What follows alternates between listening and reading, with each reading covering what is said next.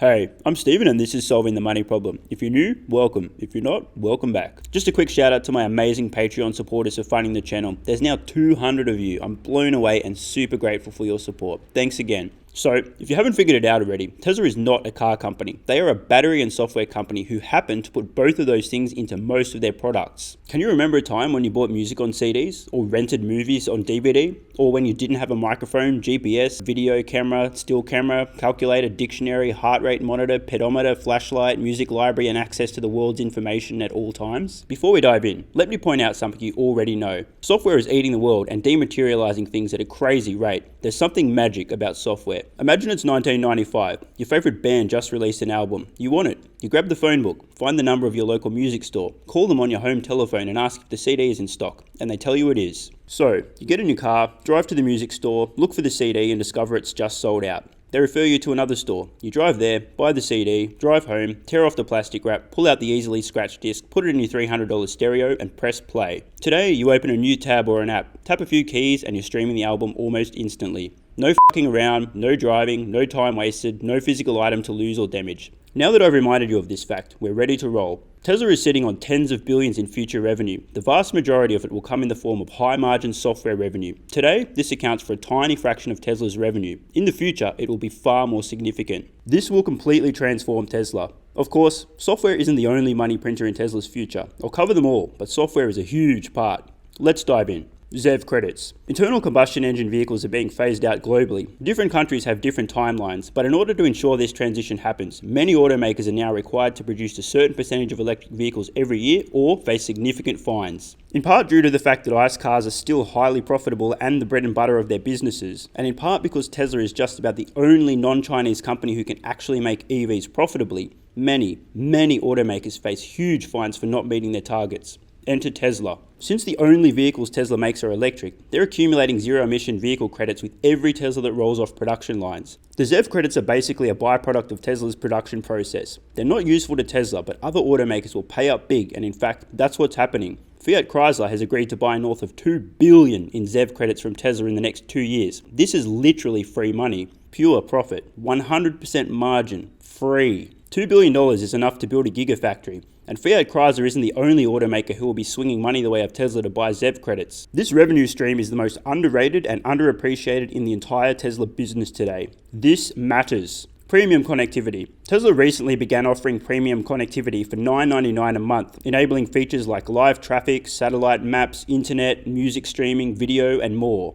While $9.99 a month isn't a huge amount of money, it adds up. Tesla's fleet is now almost 1 million strong. Of course, not everyone will opt for this feature, but many will. By the end of 2020, Tesla is likely to have about 1.5 million vehicles on roads. If 2/3 of them have premium connectivity, that's about 120 million in annual revenue. Performance upgrades. There's two kinds of performance upgrades that guys will pay big money for. One is for the bedroom and the other is for their car. Yes, some women love to drive fast too, but let's be honest, guys are usually the ones who kill themselves driving like a moron. It's in our nature. If you're the kind of person who loves to drive fast, Tesla has you covered. Their vehicles perform ludicrously in fact. But Tesla has recently stepped it up a notch, offering a $2,000 over-the-air acceleration upgrade. This is a sign of things to come. Imagine buying a car that's already ridiculous, then having the option to make it even more absurd with an over-the-air update. Try doing that in an ICE car.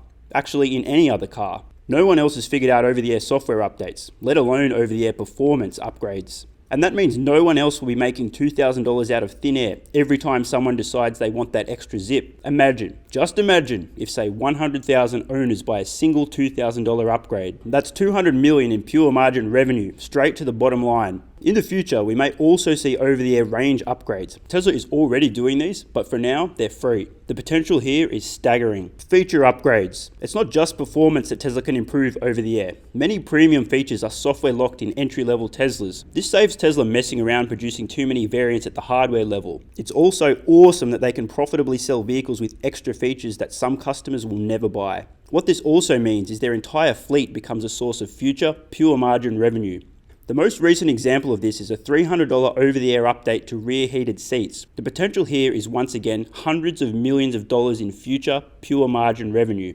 Remember, this is just the beginning. Full self-driving upgrades. Don't forget, every Tesla produced features the necessary hardware for full self-driving, whether or not the customer pays for it. Many buyers do not opt for this package at the outset, but as it improves, they'll inevitably upgrade. It's a $7,000 option at the time of purchase and even more post-purchase. Simple example, 100,000 full self-driving upgrades equals $700 million in revenue. App Store sales and subscriptions. Speaking of full self-driving, the closer we get to full autonomy, the more infotainment will play a part in Tesla's revenue. If you don't need to keep your eyes on the road, the screen now becomes everything, and Tesla will find ways to make the most of it, not only with their own software, but also allowing third-party apps, subscriptions, and more. The possibilities are endless. Tesla's install base is currently just under 1 million and growing exponentially. Tesla can not only produce its own paid apps, but take a cut of any third-party app purchases and subscriptions made through its app store. On this, the future is bright. The bigger Tesla's fleet becomes, the more appealing it will be for developers to innovate and find new ways to add value within the Tesla software ecosystem. Once full self-driving is completely solved, look out. When a Tesla becomes as functional as a gaming PC, everything changes.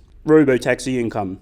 When Tesla solves full self-driving, we enter a new world. Just as the internet ushered in a new era of information access, autonomy ushers in a new era of transportation. And with a fleet of almost 1 million autonomous capable vehicles already on roads, all Tesla needs to do is launch their Robotaxi app and the revenue floodgates open. ARK Invest estimates by 2030 the global ride-hailing market will be worth $10 trillion, and that autonomous taxi operators such as Tesla will bring in 7 to 10 cents per mile. If I pull some numbers out of my ass, let's imagine 500,000 robo-taxis driving 1,000 miles a week, a typical amount for a full-time driver, for 50 weeks a year. At 10 cents per mile, that's $2.5 billion in revenue. You can use whatever numbers you want, but remember, the robo-taxi revenue is almost pure profit. The vehicles are already on roads, paid for by customers. It's money out of thin air. The impact of this revenue on Tesla's bottom line cannot be overstated. Robo-taxis will push Tesla towards a $1 trillion valuation sooner than most think.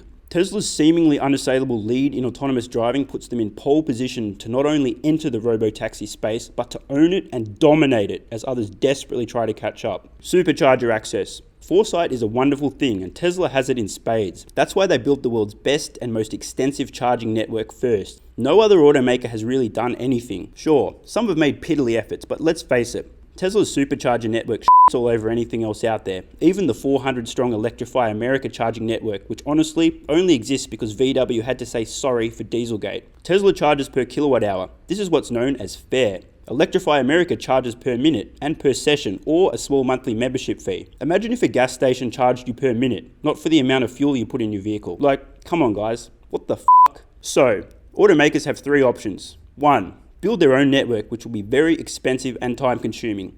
2. Officially partner with someone else's network, which is much more convenient. Or 3. Do nothing and let your customers figure it out. Option 1 is very capital intensive, and for many legacy automakers who are already going to get wrecked financially while making the transition to EVs, building their own network may not even be an option. Partnering makes sense, but who do you pick as your partner? If you have any sense, you pick a partner with an extensive network, fast charging, fair pricing, and a long track record. Enter Tesla's Supercharger network. Automakers with any sense will look to partner with Tesla to provide their customers guaranteed low charging rates across a ubiquitous network. Many will be too stubborn to do this. Their loss. Expect Tesla to form key partnerships in the future with smart automakers, allowing access to the Tesla Supercharger network and giving Tesla the opportunity to charge a few cents per kilowatt hour for the privilege. Tesla will make a load of money from Supercharger Access, and for consumers, it'll still be cheaper than competing networks. And it already exists. Hardware licensing. I've said this so many times it hurts, but here we go again. I am very confident Tesla will license its battery and powertrain technology to other automakers in the future. This confidence comes from 2 places. 1. Tesla can't do this alone. They need to scale battery production to multiple terawatt hours per year, and they have a plan. They just haven't told us what it is yet. 2. If legacy automakers try to make their own powertrain and battery, they're royally f***ed. Tesla is at least 5 to 7 years ahead, and they're not standing still. Do you spend tens of billions of dollars and the better part of a decade trying in vain to catch up to Tesla as their lead continues to accelerate? Or do you swallow your pride and accept the new reality, license Tesla's technology, or face bankruptcy? The choice is going to become clearer over time. I'm so absurdly confident that I'm going to keep making this call until it plays out. Legacy automakers will license Tesla's battery and powertrain technology, or they'll go out of business. There'll be exceptions, but not many. Those with any sense will make the right call. We may hear more about this in April at the Battery and Powertrain Investor Day. Stay tuned.